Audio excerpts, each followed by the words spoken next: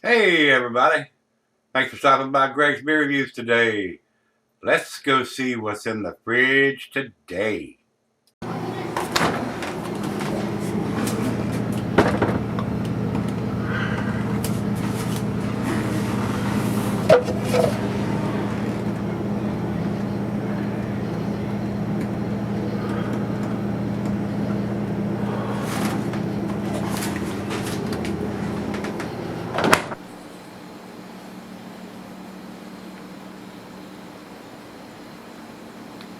Hey everybody, welcome to Gregsbeerreviews today. Thanks for stopping by. I do appreciate it.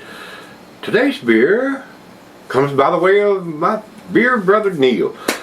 This is Dankworth with Loral. And guys, they've done several different Dankworth series with different hops. So this is the one with Loral hops. They've done a Simcoe and a Nelson and a 586. I don't know how many other. This is what Beer Advocate is telling me, and they're telling me they don't even have this one because it's evidently too new or nobody's bothered to take the time to do that. So I think it's a fairly new release because there's not a lot of ratings over on Untapped either. So I think it's fairly new. So and I've done. Neil has sent me multiple varieties from Wren House Brewing, so they seem to be very, very well made beers. So with that being said, with the comments on some of the beers I've already done from this brewery, some of the people are commenting like maybe the best brewery in Arizona at the moment. I don't know if that's true.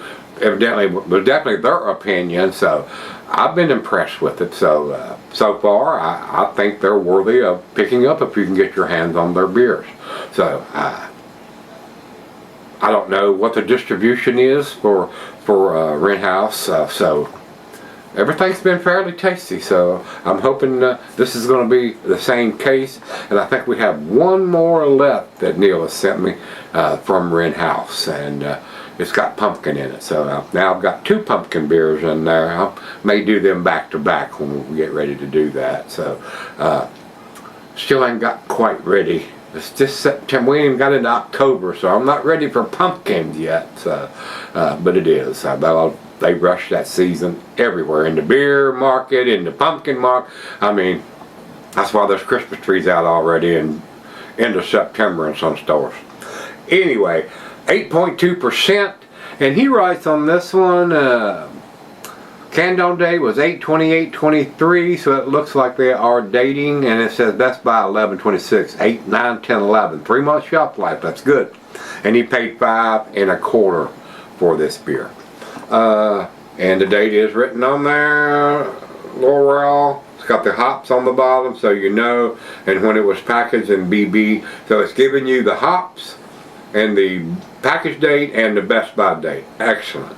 Got the hops written on the bottom there too, instead of writing something stupid like Cheers or Uncle Elmer's Crazy, or I mean, just use it for something that's useful instead of writing something stupid. Really? Alright, now I don't see anything else. We don't have IBUs on this one, guys. So we got the ABV and we got the Best Buy and canned on date, so that's good. That's really good. So let me mark this one. And like I said, we've got one more left in there from him. And like I said, I'm not sure I'm ready to do a pumpkin beer, but I may go ahead and just get them out of the way, because I've just about done every pumpkin beer that's made, unless it's something new that's come out in the last couple of years, and they're still going to taste like cinnamon, allspice, nutmeg. I mean, that's what pumpkin pie beers taste like, guys. It tastes like pumpkin pie. Cinnamon, nutmeg, allspice, ginger. Everyone has that same flavor characteristic. So, I mean, you can only... I'm not going to go there. I mean, I've done so many, and not many recently, because I've done so many earlier in the beer reviews. So many of them were exactly the same. And again, my tastes have changed, so a lot of these beers I've done the first 5 years will probably get a completely different rating now than they did then. And a lot of those beers that I did then, they're not even in business anymore. They went by the wayside. They were producing crappy beers or beers that evidently didn't sell. They didn't survive. So they were either bought out or went out of business. So the beers that are made nowadays are a lot better than they were 10 years ago, guys. There wasn't as many then either. And the ones that you could get, they were a lot of hit and misses on those. More of them are hits than misses nowadays. Again, it's back then you could buy a lot of crappy stuff. You could. Stuff that wasn't made extremely well, or were very young and hadn't perfected the recipes yet. But nowadays, I mean, craft beer has been around a minute or two now, so it's getting better and better. I mean, people that's going into business and opening up breweries, they know what they're doing. I mean, the beer scene is much better than it was. But again, I don't want this to be a 30-minute video, so let's get on with it. Last fall we were rubbing some unique and uncommon hop varieties from Yakima Chief, and were completely caught off guard by the subtle complexity from the slide of Loral and decided that Dankworth was the best showcase for it. And Loral has a French noble hop lineage and gains an array of citrus and subtle floral tones from its parent plant. In Dankworth, Loral exudes aromas and flavors of tangelo. That's what is that? It's a tangerine and something else combined. An elegant, modest floral and herbaceous quality that floats from sip to sip. It reminds us of drinking freezing cold limoncello on the coast. It's just a refreshing and well-rounded double IPA. Hope you enjoy. So, I don't know if I've ever had a tangelo, and I don't know if I've ever had a limoncello. So, I may be lost on this one. Let's get it in the glass, guys. It's been too long. I'm flapping my gums for 5 minutes. Alright. There we go. That's what it looks like. Very cloudy, very hazy coming out. They are also calling this a New England style on the Untapped site. Very colorful artwork on it. Nice growing field. Looks like it's got hop. There's a cactus in there. I don't know about all that, but you know, look where they're at. So maybe they've gone hops up there among the cactuses. Finger and a half of head on that, guys. Looks very nice in the glass. Nice and cloudy, nice and hazy. Looks like a New England style beer. Time will tell. To the nose we go. Very pleasant. I'm getting tangerines, oranges. Maybe a hint of some pine or pineapple. Smells good. I mean, I'm getting more of the orange, tangerine, nectarine side on the aroma. Smells good. Smells real good. Yeah, let's dive in. Cheers, everybody. Cheers, Neil.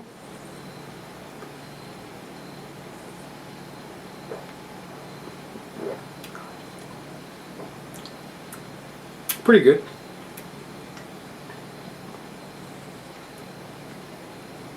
I don't think it's a 10 though, guys. It is pretty good though. An 8.2 is in my go-to range.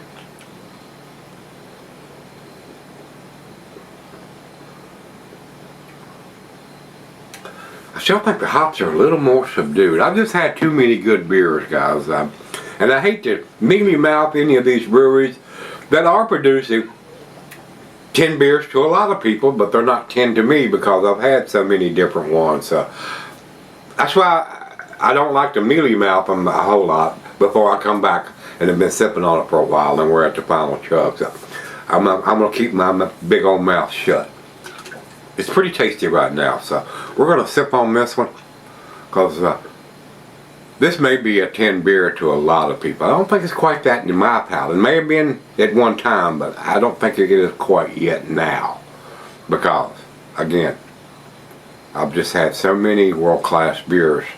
And then there's a little bit of sediment that did come out. I'm getting some little orange stripes and swirls from that very back end pour. So make sure you swirl this one up, guys, because there is some settling had been going on. Even though it's just put in the can, on 8/28, and today is 9/15. So really, really fresh, super fresh. So with that being said, let's go sip on this one. Alright guys, I'm back. Got a little left here. Been sipping on it for a while. Probably an hour and a half on this one. It's definitely up to room temperature. I'm not overly impressed. Decent.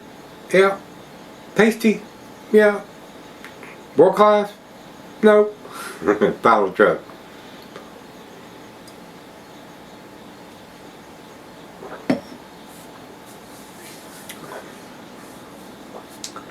Guys, it's pretty good. With the dating and stuff on it, now it's up to room temperature. It's very smooth, easy drinking.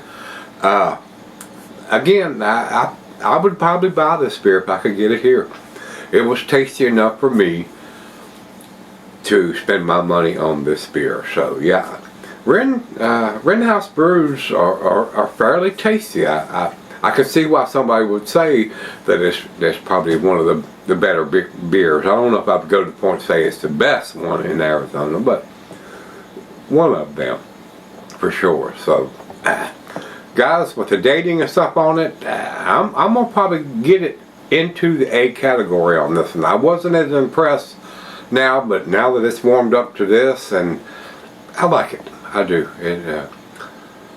It's good enough. It's good enough. So with the dating and the information they're giving us, guys, I'm going to put it right barely into the A category with a 90. 90 for me on this one. A minus over the Beer Advocate. I don't think they had it. They don't have the Loral version listed yet. So and only 82 people have commented on it over and Untapped. So pretty new release. And again, I don't know the distribution and how far that goes from the brewery and how many people can get their hands on it. Again, that may be a factor on why there's so few reviews on it so far, depending on how many they can produce and what the distribution is. And they have it at 3.95, which is upper end B+, not quite to the A category, but to me, I'm gonna go ahead and give it that. Yeah, it's barely into it, but it got there. By the end of the glass, it was a B+ when I left, and then it finally got into the A- after sipping on it for a little while. So yeah, so if you've had the Dankworth version with the Loral, not the other version, let me know what you think. Is it worthy? Do you like it? And I think it's worthy. I think it's worthy. Pick it up if you can get your hands on it. Buy one if you can get one, and if you like it, you can always go buy more. It's good. So Neil, thanks a bunch. Appreciate it, guys. To meet again, let's go see what's in the fridge. Got a couple of pumpkin beers. I have to go get some beer. Yeah. See you later.